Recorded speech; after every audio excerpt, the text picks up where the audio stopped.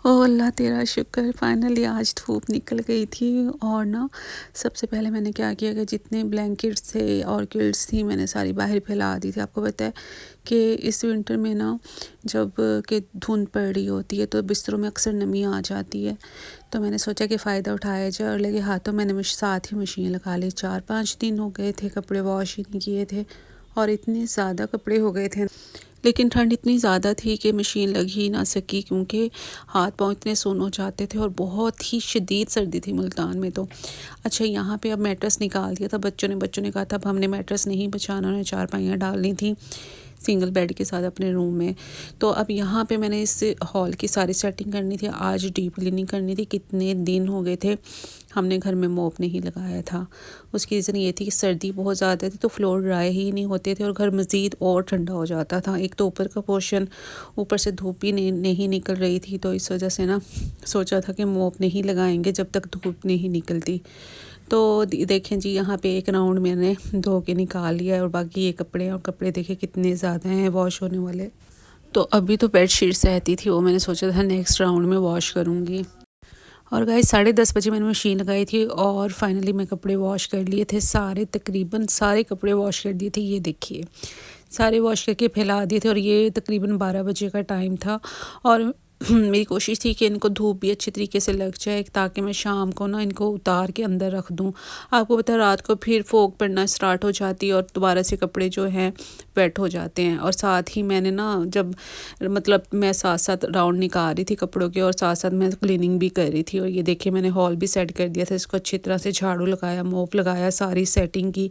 अब देखिए ये हॉल कितना अच्छा और ऑर्गेनाइज्ड लग रहा है। अच्छा, तरतीब भी हमने घर को खुद ही देनी होती है और बेतरतीब भी हम खुद ही करते हैं अपने घर को ना।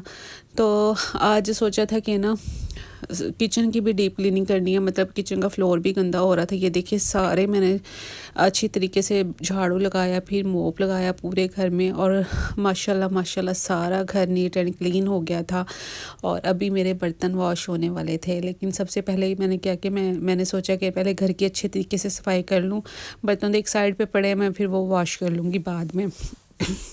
और साथ साथ मेरा बड़ा बेटा भी उठ गया था, उसको बीच में मैंने नाश्ता भी बना के दिया 12 बजे ना। और साथ साथ ये सारी क्लीनिंग चल रही थी। कसम से दिल इतना बेसुकून हो रहा था, घर की अगर सफाई ना हो, क्लीनिंग ना हो अच्छे तरीके से, कि दिल मुतमईन ही नहीं होता। इतनी बेचैनी थी ना मुझे, और मुझे देख देख के वहशत हो रही थी। अब देखें घर कितना ऑर्गेनाइज और वेल सेटल्ड हो गया, अच्छे तरीके से क्लीनिंग हो गई है। मोप भी लगा दिया था, हर तरफ मैंने मोप लगाया था और फिर साथ ही बर्तन भी वॉश कर लिए थे, किचन भी सारा ऑर्गेनाइज कर दिया था। ये है देखें सारे मैंने किचन की भी सेटिंग कर दी थी। और आज मैंने बनाने थे दाल चावल। और इतना ज़्यादा ज़ाहिर है मैं ज़्यादा बड़ा व्लॉग शूट नहीं करती, कि बस इतना करती हूँ कि ना आप लोग भी देख लें सुकून से और ना ये बोर ना हो जाए, मतलब मेरी ऑडियंस जो है वो बोर ना हो जाए। और घर को बहुत इस तरह से साफ़ सुथरा देख के बहुत ज़्यादा सुकून मिल रहा था। जो लोग ना सफाई पसंद होते हैं ना, बिलीव करें वो ज़रा सी भी गंदगी बर्दाश्त नहीं कर सकते, ना रहना पसंद करते हैं। अच्छा, मुझे वहशत होना शुरू हो जाती है, मेरा घर गंदा हो ना तो मुझे बहुत वहशत होती है।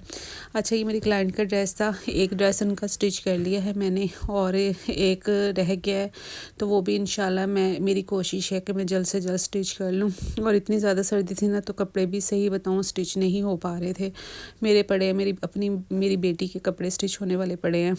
तो इंशाल्लाह वो भी आने वाले दिनों में। ये देखिए मेरा सूट है, ये इनकम्प्लीट ऐसे ही पड़ा है, इसकी मैं लेस लेके आई थी, उस दिन मैंने आपको भी दिखाया था। अच्छा, वो जो आंटी है ना उस तरह के पाइचे वेयर करती है सिलाइयों वाले, और बहुत बारीक बारीक सिलाइयाँ लगवाती हैं।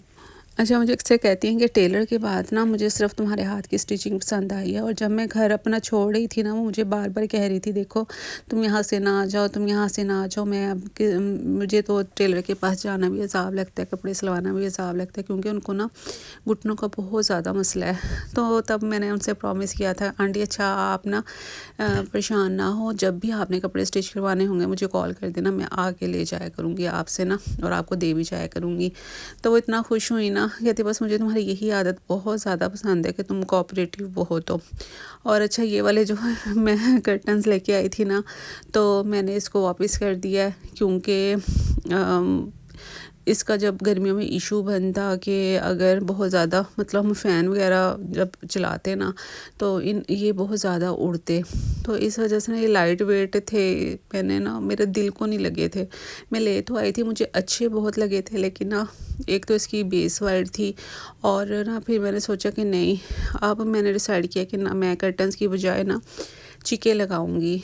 तो चिके मैं देख के भी आई हूँ और मुझे पसंद भी आ गई हैं, लेकिन अभी मैंने ऑर्डर नहीं दिया क्योंकि हम ऑर्डर बाद में देंगे और एकदम से ला के रखना भी तो अभी ज़रूरत नहीं है, क्योंकि अभी पहले जो मैंने काम करवाने हैं इलेक्ट्रीशियन का या प्लम्बर का, पहले मैंने वो करवाने हैं, फिर मैं एंड पे जो है चीके वो, क्योंकि वो आंटी कह रही थी कि ये तो एक दिन में बन जाती हैं, तो बस हम एक दिन पहले उनको कहेंगे और वो चीके बना देंगे तो हम उठा लाएंगे, तो वो तो एक दिन में रेडी हो जाएंगी।